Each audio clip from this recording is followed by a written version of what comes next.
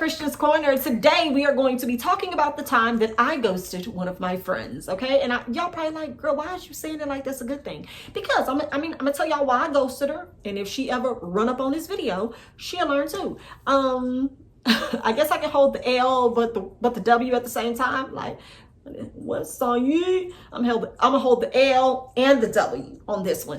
I'm not a big fan of ghosting people because I definitely feel like you should communicate why you're dissolving relationships and connections with people.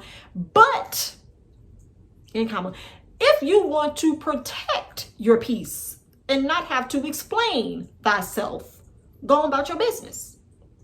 Go about your business, okay? You ain't even got to say nothing to some people. Some people will just get it, all right? But if you're actually in relationship with people, it is a nice thing to do to communicate why.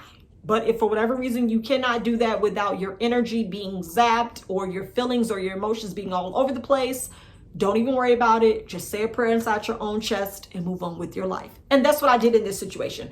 I did not address it. I just decided that it didn't serve me and I was going to let her go her way and I would go mine. And so this is a story where the relationship actually went back to high school. So like I'd known this person since high school.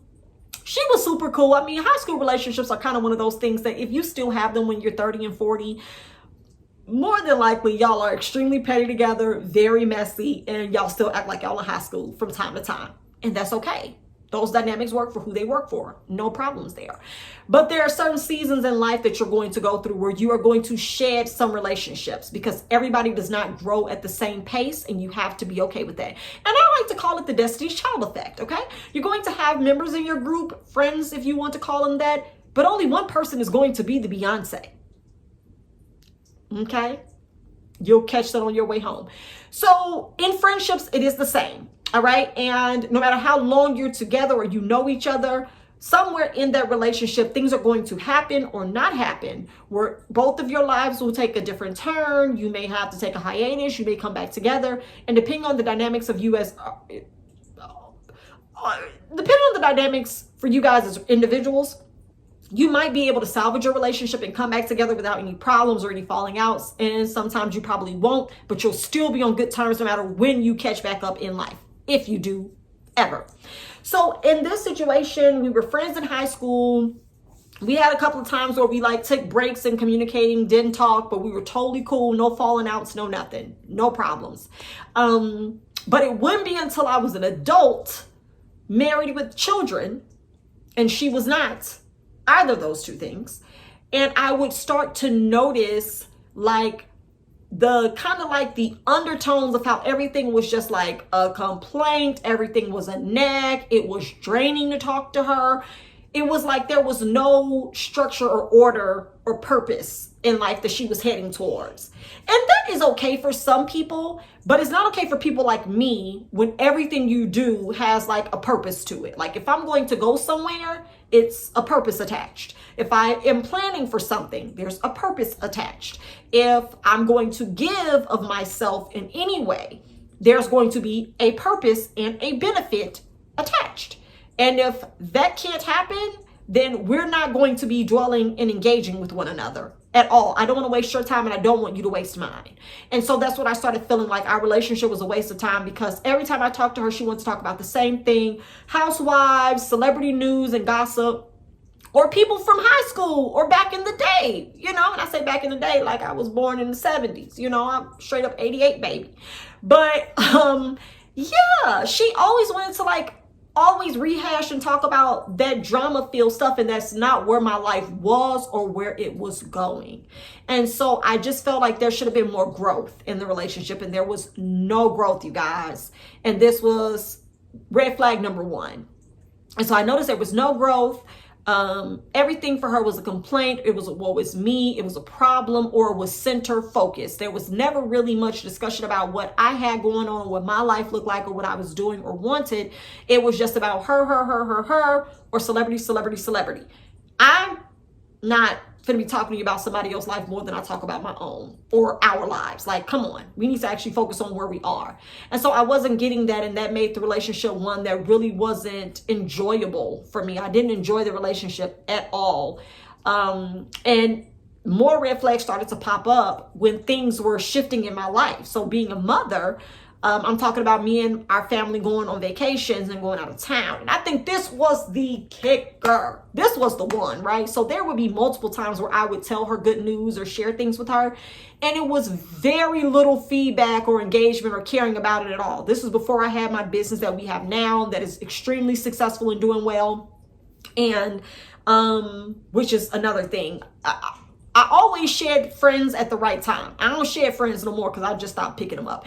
But I always shed friends at the right time before progression happens in life where those people's attitudes and energies could affect how I feel about my progress and success.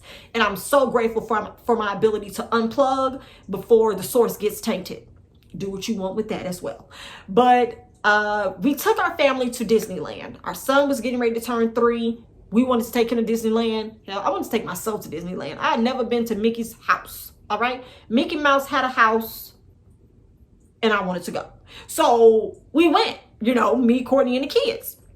Claire was like only 9 or 10 months at the time. And we packed him up, his little 2-year-old edges, and we set off to California. So we're there, we're having a great time. We're staying in Orange County, which I have to do a video telling y'all about some of the top vacation spots that I love for a family. But that's another video. We're like living it up. We are enjoying the Laguna Beach, the Real Housewives of Orange County sites, and all of that. And then we go over to Anaheim, California, right next door to go to Disneyland, right? So I'm enjoying my family time and all of that. Homegirl is texting me some rah-rah. Okay, like she never one time addressed the fact or acknowledged the fact that I was on vacation with my family. I told her, she knew.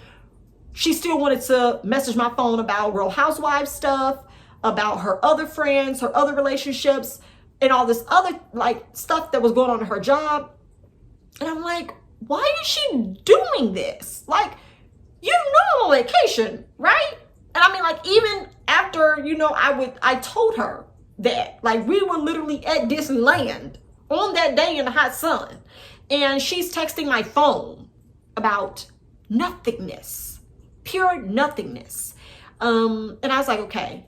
She doesn't respect me. Okay, so let's just start there. She doesn't respect me as an individual and as an adult, as a parent, as a wife. Because when people are experiencing different things or in a certain environment, you let them have that, right? You don't try to overshadow that with your drama and then try to pull them in by asking for their advice. I don't have no advice to give you, honey. I am standing in a line for my son to get on a Cars ride. Okay? In the smoldering California sun. I don't care. I don't have any input right now. Like, I need you to respect the boundaries. So there were no boundaries there. My fault. That's where I hold the L. But then there's the W side. What's up? Then there's the W side where I would share good news, wanting, to engage and talk about that and what that looks like in the glow up, and there would be nothing. But then shortly after that, maybe a day or two later, after me sharing some things that were going on in my life that were good, she would then send me messages about other people she knew who had either like had something great happen or like some good news. They launched a business or they went out of town somewhere to Dubai or to, Punta Cana or something. It was like she would like literally ignore the good news I would share with her and then tell me about somebody else's good news. Like, they Black excellence. Like, this couple is really doing it up. I really admire them. Sending me multiple pictures of these people who I've never seen. Never seen them. But their pictures are now in my phone, in my device, because you sent them to me. Sent, not sent, sent, S-U-N-T. You sent them to me to look at, but you did not acknowledge none of my good news just a day or two ago. Second red flag. But those were the things that for me were just like, this relationship is not beneficial. Not that it's not mutually beneficial. It's just not beneficial, period. I'm giving good advice. I'm telling you about things that you should do. I'm encouraging you. I'm trying to always talk you down off of ledges of quitting jobs and losing friends and not finding a man. I'm out here giving you all the recipes about the vault, honey, for you to cook certain things and do certain things. You asking me what I'm cooking on Sundays. I enjoyed those aspects because she was my girl, y'all. I loved her. I would be her friend again. I would actually rekindle that as long as she's mature and it's beneficial. But it was just some traits in there that screamed selfish. There were some traits that screamed, I'm not going to acknowledge what you're doing in life because I'm not doing what I want to be doing in life. So yeah, that's cool. You got some cute kids and you got a husband and y'all been married 5, 9, 10 years, but I ain't finna address that. Me though. Talk about me though. And so that was one of those things where I was not enjoying the engagement. I was not enjoying where it was going. We were already long distance anyway. It's not like I was going to duck out on her, for not showing up at work at the cooler or talking to her at the break room table or gathering around the vending machine. I literally just stopped texting her. And she stopped texting me, which said to me that this was a mutual end of relationship. Then I went on to block her. Okay, which I'm going to definitely do a video about blocking people. I feel like you can be blocked and blessed at the same time, honey. Come on. So yeah, I went ahead and blocked her, and I blocked her because she was still doing it. So she was still doing it where there were great things happening in my life and in my career and with my business, and she still was not acknowledging. She still was not saying anything. And I know y'all may be like, Christian, that's really petty. The L. I'm holding the L, y'all. I got this. Okay?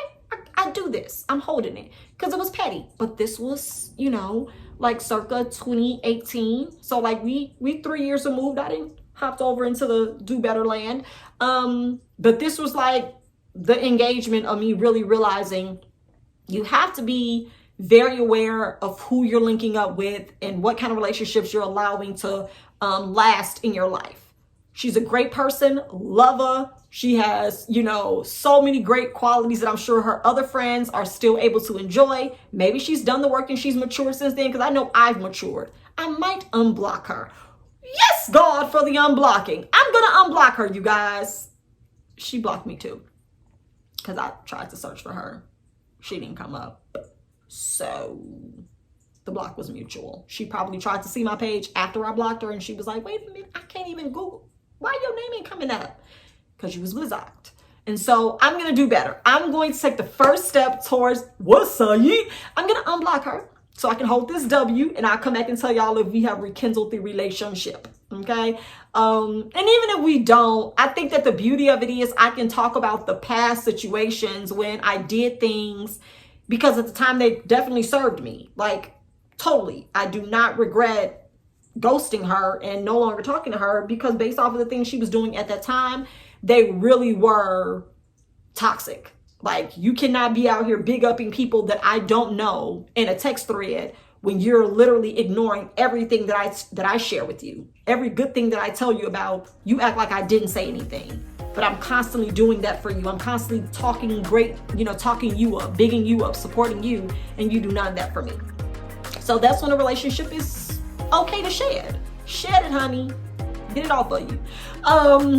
But yeah, so thank you so much for watching this video. Hopefully it tells you a little bit more about the relationships you have, gives you some red flags, because I'm big on my red flags. If you notice anything that you do not want to continue, vacate, deny access, no longer engage to that level of it still offending you. All right, you should not operate in adulthood in offense in any relationship that you choose. Be better, do better, have better, and experience a fulfilling life. All right, y'all? I'll see you in the next video. And I'm gonna go unblock her real quick, and then I'm gonna follow her and see if she follow me back, and I'll let y'all know. Bye.